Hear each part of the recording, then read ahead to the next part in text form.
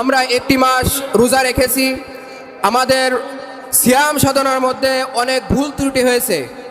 আল্লাহ রাব্বুল আলামিনের কাছে তওবা ইস্তেগফার করা, যদি তওবা ইস্তেগফার করতে পারি, আল্লাহ রাব্বুল আলামিন সেই তওবা ইস্তেগফার যদি কবুল করে, তাহলে আমাদের জীবন ধন্য, আমাদের ইহকালেও আমরা মুক্তি পাব এবং পরকালেও আমরা নাজাত পাবো ইনশাআল্লাহ।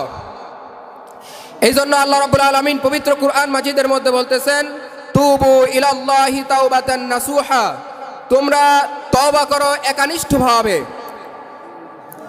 এমন তওবা করতে হবে যে রমজান মাসে যেরকম সমস্ত ফায়সা কাজ, গুনার কাজ থেকে আমরা ফিরেছিলাম, রমজানের পরেও এরকম যেন আমরা সমস্ত খারাপ কাজ এবং ফায়সা কাজ থেকে ফিরে থাকতে পারি। এই সংকল্পে আল্লাহ রাব্বুল আলামিনের কাছে তওবা করতে হবে এবং ওই সমস্ত গুনার কাজ থেকে যদি আমরা ফারেক থাকতে পারি, তাহলে আমাদের জীবন ধন্য। নির্মাণ করা হচ্ছে, সব কিছু হয়েছে, এখন ছাদ বাকি। এজন্য আমরা রমজানের ভিতরে মিটিং করেছিলাম, সেখানে কমিটির আলোচনা ছিল যে আমরা এই মাদ্রাসার জন্য সবাই একটু লক্ষ্য রাখবে এবং সেইভাবে আদায়টা করব, যাতে আমরা রমজানের পরে কাজ ধরতে পারি।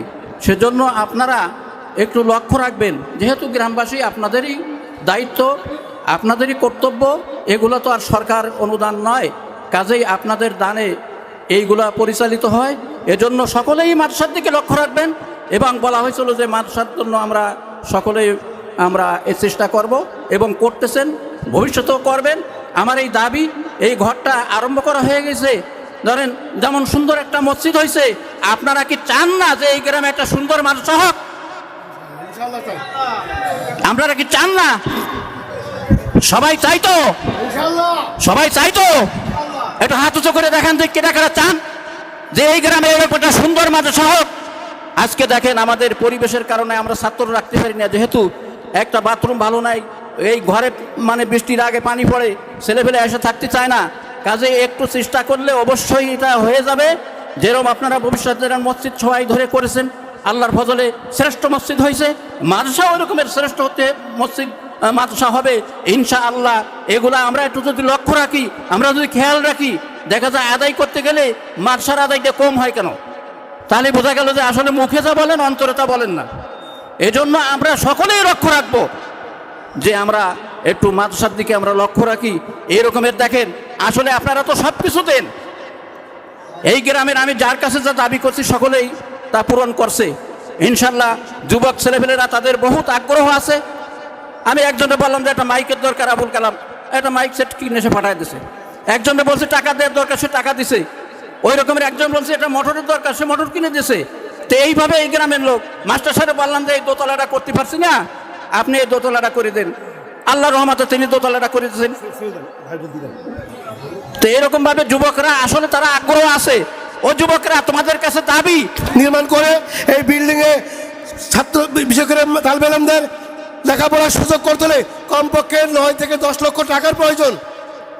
আমরা যতটুকু আমরা এই রোজার ভিতরে মহাতম সাহেব আমাদের একটা ইফতার মাহফিল এবং আলোচনার আয়োজন করেছিলেন, সেখান থেকে আমরা জানতে পেরেছি যে ওনাদের ফান্ডে আমার মোটামুটি লাখ 3 টাকা আছে। তার মানে এখনও প্রায় 6 থেকে 7 লক্ষ টাকা শর্ট এই বিল্ডিংয়ের ছাদ নির্মাণ করতে গেলে। এই আমাদের ঈদগাহ ময়দানে অনেক বিত্তবান, অনেক চাকরিজীবী, বহু আমাদের প্রবাসী ভাইয়েরা, আমাদের আপনজনেরা এখানে নামাজ পড়তে আসেন। 2 ঈদে তারা ছুটে আসেন নিজের গ্রামে ঈদগাহে নামাজ পড়ার জন্য। আমি এলাকার মানুষ তো সবসময় দিয়েই যায়, 10, 20, 50 বিভিন্ন উপলক্ষে তারা দেয়। আমার আজকের বিশেষ আহ্বান থাকবে, যারা আমাদের এলাকার বাইরে থাকেন, বিশেষ করে প্রবাসে বা দেশের বিভিন্ন অঞ্চলে বিভিন্ন চাকরিতে নিয়োজিত আছেন, বিভিন্ন কর্মে নিয়োজিত আছেন, তাদের প্রতি আমার একটু বেশি আবেদন থাকবে, যাতে আমাদের যে 7 থেকে 8 লক্ষ টাকা বা 6 থেকে 7 লক্ষ টাকা যে ঘাটতি আছে, এর একটা মোটা অঙ্ক আমি দাবি করব সেই প্রবাসী এবং চাকরিজীবী আমার ভাই বাবাজিদের কাছে, যারা বছরে দুইবার আসে ঈদের নামাজ পড়ার জন্য। এই উদাত্ত আহ্বান রাখে আমি আমার কথা শেষ করছি। এখন আপনাদের সামনে কথা বলবে আমার বড় ভাই। আমাদের নামাজ শুরু হবে। নামাজ শেষে আপনাদের কাছে অনুরোধ থাকবে, দুলাভাই যে কথা বললো, আমরা অন্য কোনো বিষয় নিয়ে কথা বলবো না। এবং বেশি সময়ও আপনাদের লস করব না বা আপনাদেরকে বসে রাখবো না। আপনারা জেনেছেন ইতিমধ্যেই যে আমাদের এই মাদ্রাসার পেছনে যে একটা বিল্ডিং, নতুন বিল্ডিং তৈরি হচ্ছে, সেই বিল্ডিংটা ভগ্নদশা অবস্থায় রয়েছে। অন্তত পিলার তুলে রাখা হয়েছে আজ প্রায় 2-3 বছর হয়ে যাচ্ছে। এই বিষয় নিয়ে আমরা একটু আপনাদের কাছে শরণাপন্ন হব, আপনাদের কিছু দ্বারস্থ হব। আপনারা মেহেরবানি করে কিছু এই প্রতিষ্ঠানের প্রতি একটু নজর দিবেন। তো যেহেতু এখন আমরা কথা বলার সময় নেই, আমাদের 1 মিনিট সময় আছে, হুজুর এখনই নামাজ শেষ করেন। আমি ওয়ার্ডবাসী ও গ্রামবাসীকে যারা ঈদুল ফিতরের নামাজ পড়বে তাদেরকে সবাই অনুরোধ করছি, আমাদের হাতে আর সময় নেই। আমরা যথাযথ নির্ধারিত সময়ে আমরা নামাজ আদায় করব। তো দুঃখের বিষয়, আজকে আনন্দের দিন, আপনাদের গাফিলতির জন্য একজন নামাজ পাবেন না, এটা খুব কষ্টদায়ক হবে। তাই আপনাদেরকে অনুরোধ করছি, আপনারা অনতিবিলম্বে তাড়াতাড়ি আপনারা ধৈর্যটাই আমাদের মূল বিষয়। ধৈর্য ধারণ করতে হবে আমাদের সবাইকে। একটা উন্নয়নের কাজ করতে গেলে কিছু ধৈর্যের প্রয়োজন হয়। তো আমাদের কিছু জায়গারও অবনয় সংকুলন, তো সবাই ধৈর্যের সাথে একটু ঘন করে দাঁড়িয়ে কাতারবদ্ধ হয়ে আমরা যেন নামাজটা সবাই মিলে যাতে আদায় করতে পারি সেদিকে খেয়াল রাখা, এবং কাতারে মাঝখানে যে জায়গাগুলো ভরাট হয়নি এগুলো সবাই একটু সুন্দর করে যাতে গুছিয়ে উঠে আমরা কাতারগুলো সুন্দরভাবে সারিবদ্ধ করতে পারি সেই দিকে লক্ষ্য রাখা। আর এখনই নামাজ শুরু হবে, নামাজের সময় হয়ে গিয়েছে। তো আমি মাওলানা সাহেবকে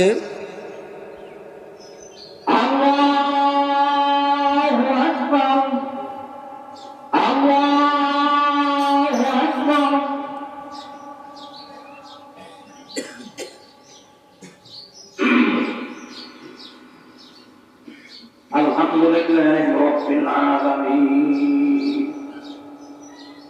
Ar-Rahmanir Rahim Maliki Yawmiddin Iyyaka na'budu wa iyyaka nasta'in Ihdinas siratal mustaqim siratal ladzina an'amta 'alaihim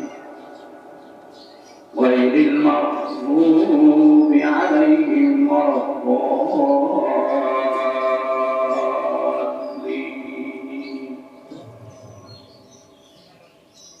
إن الذين قالوا ربنا الله ثم استقاموا تتنزل عليهم الملائكة ألا تخافوا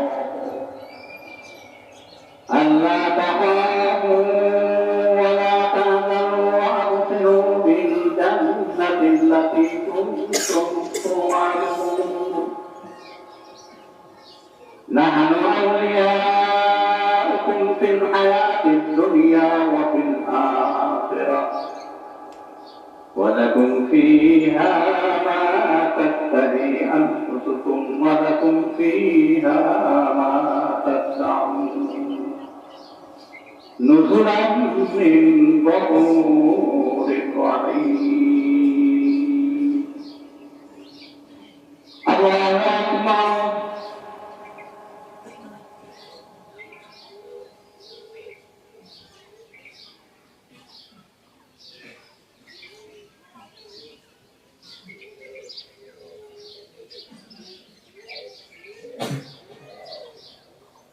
سمع الله لمن حمده الله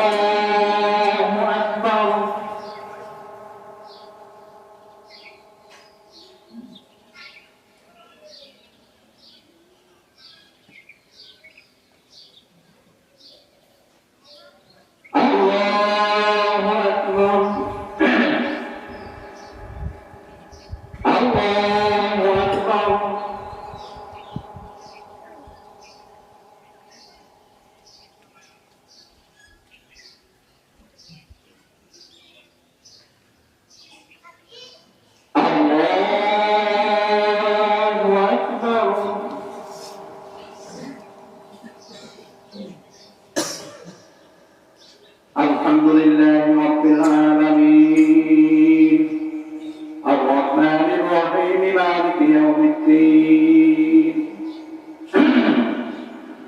إياك نعبد وإياك نستعين اهدنا الصراط المستقيم صراط الذين أنعمت عليهم غير المغضوب عليهم ولا الضالين